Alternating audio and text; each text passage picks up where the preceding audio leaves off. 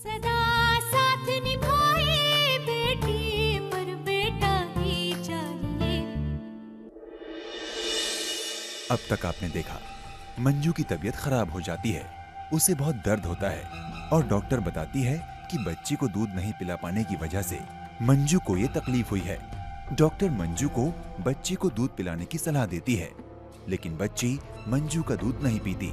तारा इस पर बोल पड़ती है कि बच्ची ने मंजू को ठुकरा दिया है। मंजू को ये बात बहुत बुरी लगती है। फूलेश्वरी माधव को बुलाकर कहती है कि उसे जल्द ही अपने बच्चे के बारे में सोचना चाहिए, क्योंकि देर सवेर अदिति मंजू के पास चली जाएगी और तब सरोजा को एक कमी खलने लगेगी। फूलेश्वरी माधव को समझाती है कि सरोजा खुद माँ बनना चाहती है, इसलिए वो अदिति से इतना प्यार करती है। माधव सरोजा से ये बात करने की कोशिश करता है, लेकिन इससे पहले कि वो ये बात कह पाता, सरोजा अपने मन को समझाती है कि माधव जैसा साथ निभाने वाला जीवन साथी पाकर उसकी जिंदगी पूरी हो गई है।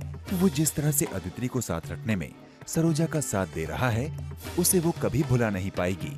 माधव भावुक हो जाता है और सरोजा से फूलेश्वरी की बात नहीं कर पाता। अब आगे।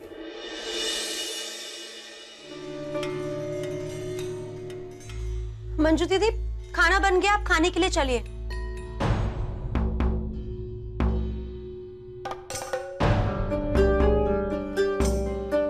अरे मंजू दीदी, आपका चेहरा तो एकदम अंगारों की तरह लाल हो गया है।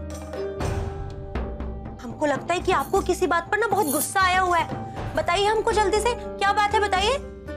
तारा, हम देख रहे हैं आजकल तुम बहुत हद पार करने लगी हो। लो, अब ये कोई बात थोड़ी हुई। इस घर में ना जिसको देखो सिर्फ हम पर ही अपनी धौंस जमाता रहता है। एक आप भी हैं, पता नहीं किसका गुस्सा हम पर उतार रही है। अरे हम तो आपको खाना पूछने आ गए थे आपके अच्छे के लिए, और आप है कि अच्छा, पूछने आई थी या तरस खाने? तुम इतना ख्याल रखती हो कि हर एक तकलीफ पर रगड़ रगड़ के नमक लगाती हो तुम।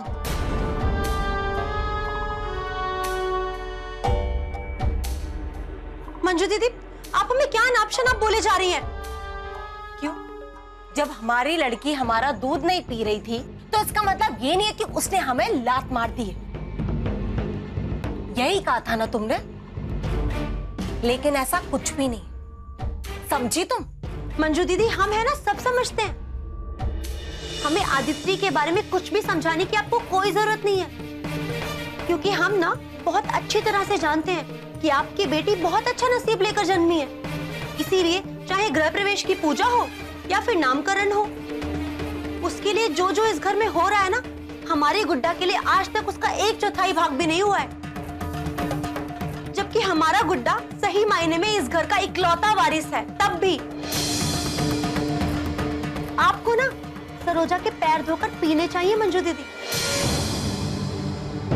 क्योंकि आपकी बेटी के लिए इस घर में जो भी हो रहा है ना, सब लोग जो भी कर रहे हैं सिर्फ सरोजा की वजह से। वरना जैसे हमारे गुड्डे को किसी ने नहीं पूछा ना आज तक, आपकी बेटी को भी कोई पूछने वाला नहीं था। जितना कर लो उतना कम।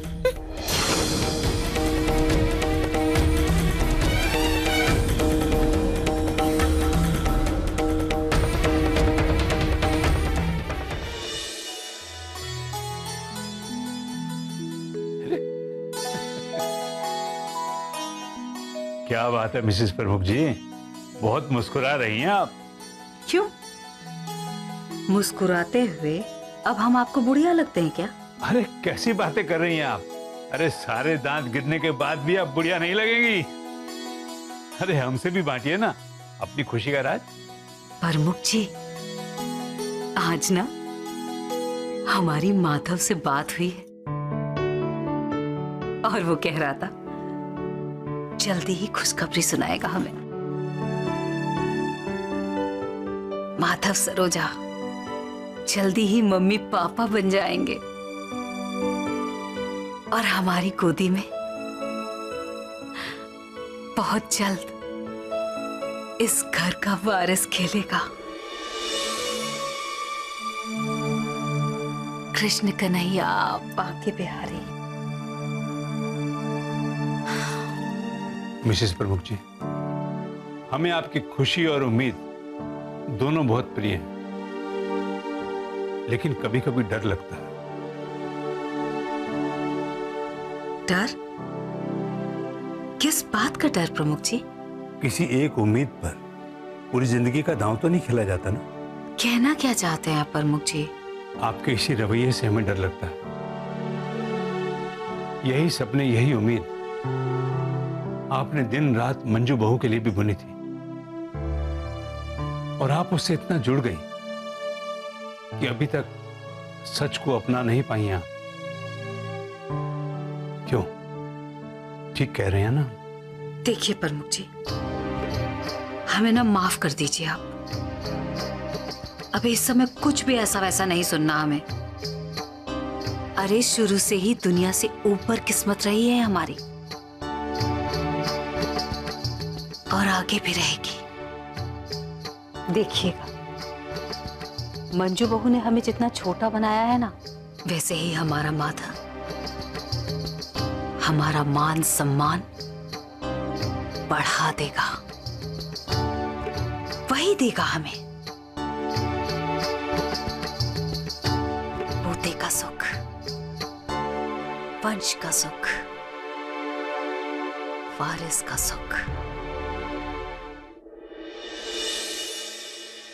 सरोजा बहू के बस में होगा अपने मन को जुटलाना, तुम्हारे बस में होगा और इंतजार करना।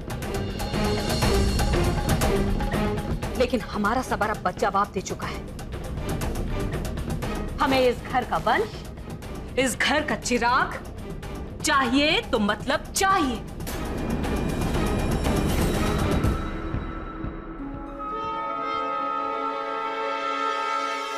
जो तुम्हें उससे बात करने में झिझक हो रही हो तो हमें बताओ, हम कर लेते हैं बात।